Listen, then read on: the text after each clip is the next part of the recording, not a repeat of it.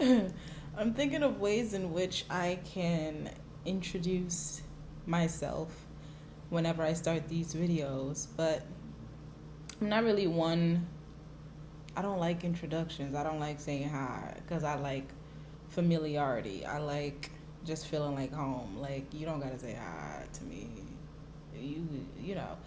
But hey, how are you? I wanted to talk about disappointing parents. I think we should do it more often.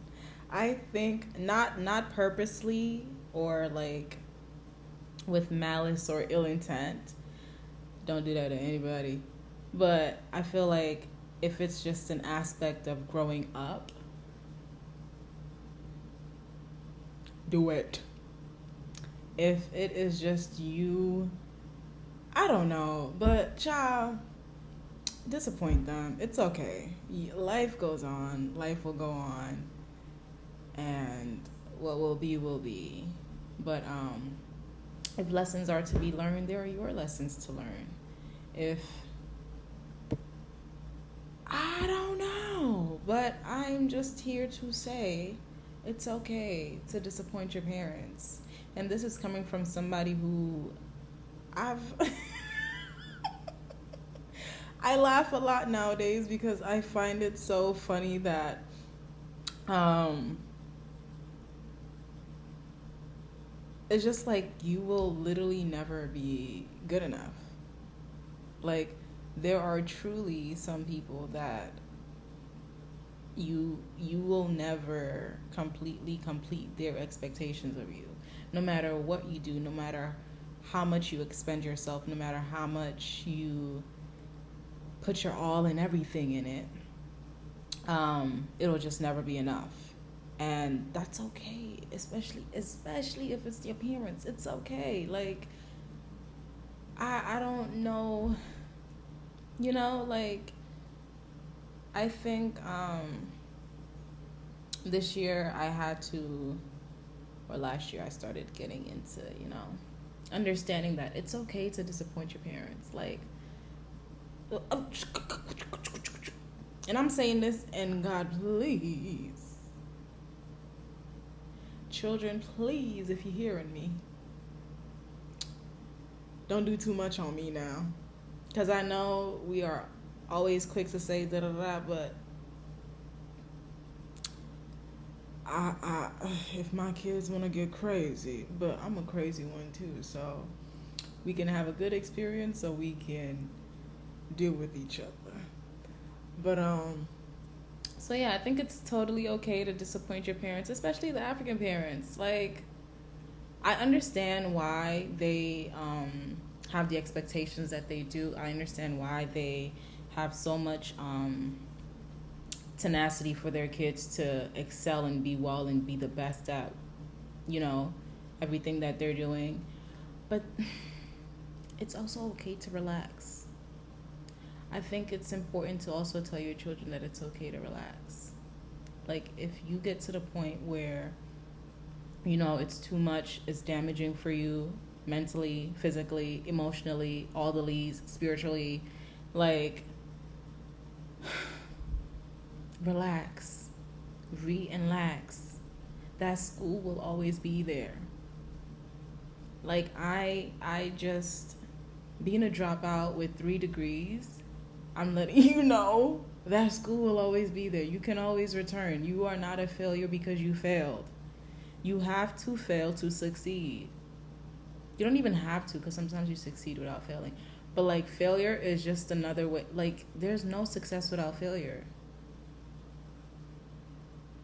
If you are failing, you are succeeding. You may not be able to decipher what it is you are succeeding in right now or in the moment while you're failing, but you are succeeding in something. That's the truth. Like, there's no trials and tribulations are everywhere and everything and all that we do and all that we are. Success and failure are the same thing. They're the same coin. You just flip them over. You need one to have the other. Like, they're hands. It's success, failure. They're right there. Like you cannot separate them. That's the duality or the whatever of this world. So do not be afraid of failure. Let it be your best friend. Maybe not your best friend, but be friends with it. Be friends with it. Hold its hand. Be nice with, it's, what I be thinking about, like how, when the whole positivity vibe and all of that thing became very popular, like positive vibes only. That's cool. But I need you to have positive vibes with negative vibes too. Like, when one thing exists, its opposite also exists. So just relax. And I'm getting okay with disappointing my parents because I realize I have to live for me. Like, I cannot live for my parents all the time. I'm lucky and it's a privilege to even be at this age. And I have no kids. Or who's, yeah. So take the chance and live for yourself. Like, that's where I'm at right now. When I was like 16, I truly did not want to be in this world. Like, I truly did not want to be in this place. So I used to just be miserable. And I decided that I'm going to live for my mother because I just felt like she's outside of me. Like, she's tangible. I can touch her. I can say hi to her. I can see her facial expressions. I can note different things. I see her. Whereas like me, no mirror can ever make me see me. I can never see the back of my head. Like, I hope he's good. Somebody that I went to Columbia with said that, and that always stuck with me. Like, I will never, no matter how smart I am, no matter how brilliant no matter anything, I will never be able to see the back of my own head. So in that, I was just like, yeah, it's going to be easier for me to just live for my mother. Like, es mi madre. ¿Qué tal? So, like, what's up with that? Like, I can do that. That's the easiest way for me to make amends with not trying to be here, because I also am here without my permission. So I might as well be a goody two-shoe for the one that brought me here. And I also just like making people's lives, because I realized that everybody's life is intense, So I was like, I just want to make things easier for her. I don't want nobody to, try to shame her. I don't want nobody to, because, African parents or African culture, society, it's like, even if the kid is the one doing it, it falls on the parent. So if the kid is being bad, it falls on the parent. If the kid is being good, it falls on the parent. The kid is just, the kid is the parents, basically. So I was just like, I'm just going to be, I don't want her to stress. I don't want nothing. I don't want to cause nobody any problems, nobody any burdens. That's the only thing I've ever, expressed. I never want to be a burden to anybody. So if I can make somebody's life easier, I do my best to do it, as long as it doesn't, expend me or, come at a cost of me and my well-being. So, yeah, I'm, good in my school. I do whatever I gotta do. I do things before I'm even told to do them. So yeah. But now, a decade and some change, a decade later, I can't do that anymore. I cannot. So my moving out, well, before I even moved out, I was unemployed. I was unemployed for a minute now. I was going to grad school, and I was also working at Marc Jacobs, and my contract, it would get renewed. I was doing contract work, so it would get renewed, and then it didn't get renewed. So once that was done, and I was also done with grad school, I was like, I just want to take a break. Take a break. Take a break. I was like, yeah, I'm just gonna take a break, even if it's for like 2 months, 3 months. Try to figure out what I really want to do in my life, or what I wanted to look like. So in that break, I decided that I want to start my business. I mean, I've always talked about my business and creating my business and creating my own things. I just want to create, as I always say. I just want to create. Um, so I was already saving up money somehow.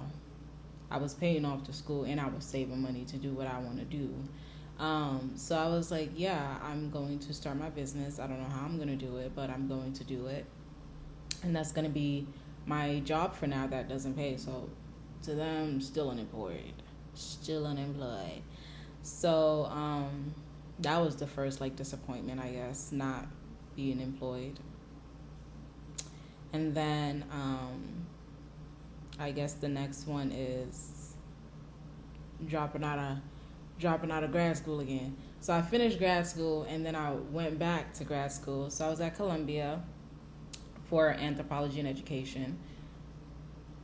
And then after my break and figuring out what I wanted to do and starting my brand, I started applying to school again. So I applied at NYU, got in, and I'm like, yeah, the time that I'm going to work on my business and make it become, what it's going to be, I'm going to also be going to school. And like the 5 years or the 6 years that it takes to get the PhD, I'm going to just tough it out and, make it work. So that was originally the plan. And life got to me. Having no money. Hey. Money just going out. Just going out. Nothing coming in. Hi. So that really was stifling. So I started working at a beauty supply store, and it is my favorite job to this day, because it was the one job that I've had that is not in the corporate space, that is not in the entertainment space, and it just allowed me to relax. When I say relax. Like I was wearing Crocs. Never in my life did I think I would ever leave the house in sweatpants and Crocs and go to work. What? That was not an expectation. What? Going outside even with sweats is like, you crazy.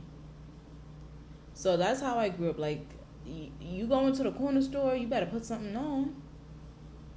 So the fact that I had a job in which it was like that, like I'm just literally relaxing. Like it's either I'm in the aisles or I'm checking people out, and I love checking people out because as the anthropologist in me, I love studying what people are getting. I love looking into seeing like what certain people are picking up the same things, or how they interact or how they are with the store itself. And then I learned from just checking them out, like, oh, what do you got planned for? Da, da, da, da. What are you getting this for? But I've noticed you also don't even have to ask. People are willing to tell you. People are willing to tell you a lot of things.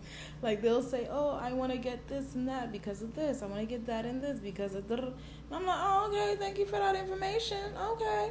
Or like the high school kids, they'll come and be like, we just got in a fight. Oh.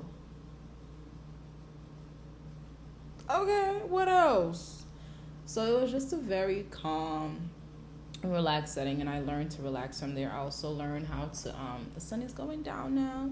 I also learned how to, how to do lashes over there. Or do I follow it? I should follow it. I also learned how to do lashes over there. I remember I was trying to stunt one time for the one time, and I didn't know how to do lashes. So I bought them, and somebody, like a customer, literally was like, okay, you do this, you start from here, you kind of, and I'm like, oh, okay, thank you for loving on me and showing me. So there was that. But working there, they're like, parents are like, you're not staying there, right? Like, You gon' I'm like, yes, calm down. Yes, all of that. All of it. So there was that, but in order to get the job that, is corporate or more paying, I needed to be fully available. So that meant school gotta go. Because it makes no sense that I'm not getting hired for places because I'm in school. So it was just like, no. And I even tried to get like some positions within school. No bueno. Don't know why. Um, so there's that. So I ended up having to drop out. And that was, I guess, that is the major disappointment because she was like, please don't do that to me. To you. That's when I started being like, to you?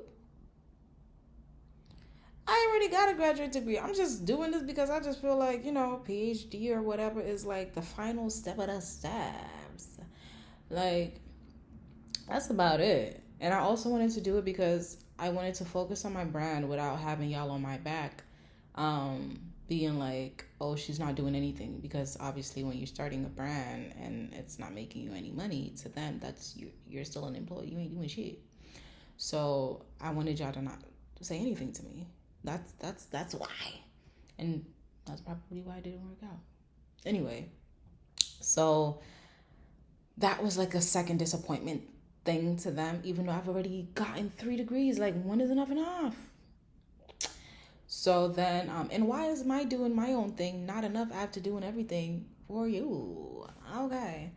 So then, after that, I guess the next disappointment is moving out so quickly. And it wasn't even so quick. Like, oh, I kind of want to show that. Like, I can see that the sky. Oh, look at the sky. Wait, am I able to even focus on?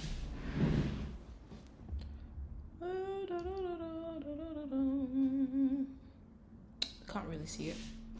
But yeah, my leaving the house when I'm being asked to start paying rent. And I was like, yeah, if I'm going to start paying rent, I might as well just be in a place where I actually like it. So I left. And now I am the bad child. And I'm okay with that. I've come to terms with that. And that's why I'm here to say, disappoint them. Disappoint them. Because whatever you're doing ain't never gonna be enough. But that doesn't mean disrespect them. I'm not saying disrespect. No. I'm just saying, though, it's okay to disappoint your parents, especially your African parents. Let them disown you. Let them da-da-da-da. It's a phase. And if it's not a phase, then that's really sad.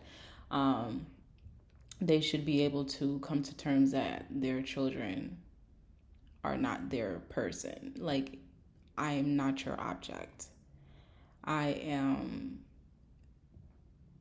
a being. I am a person. Like, you can view me as your child because I will always be that, but also view me as a person because I will also always be that. And so, yeah, just if you are just trying to be better and do things for yourself and learn for yourself and be for yourself and all of them things, then do that. Literally just do that. They will be fine. They will be fine. And if they're not, I promise you there's a bunch of people that are willing to love you. Like, we always hear the saying like blood is thicker than water. Well, blood is water, so it don't matter. It don't matter that it's thicker because it's water. Blood is water. Or is it the other way? I think water is. No, water is not blood. Blood is water. Blood is a liquid. So there's that. Let it be. They're both liquids, water and blood. So at the end of the day's going in. And so like yeah, I'm currently back on my footing, back into doing things, and I'm just putting myself first, and I'm learning that putting myself first is not being selfish. It is not being, condescending or conceited or narcissistic or any of that. Them things are them things themselves. Selfish people are selfish people. Putting yourself first is not being selfish. You can put yourself first and still be considerate. And that is what I'm doing now. And that is why I'm in a space by myself and barely anybody to talk to. And yeah, life goes on. Life goes on. So there's that. And also, I feel like African parents need to, because obviously it's not all, but the ones that are very strict and very, and they only want the best for their child, but there are some that are just different, And I know I only say my mom when I'm talking, but obviously I'm not talking about her. Talking about her, but I'm not talking about her. So, yeah. Like, there's a difference between culture and control. And a lot of the time, the word culture is masked. It is used to mask control. And it's just like, no, just no. It's not okay. It's not okay at all. But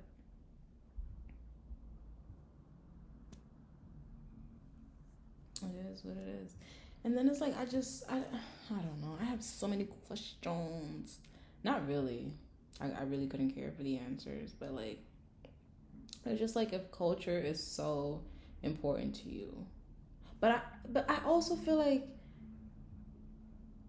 first of all, I love culture, I love tradition, I love things that are actually culture and tradition, not control and not, things that are being masked as culture and tradition, but genuine culture, tradition, values, and ways of living.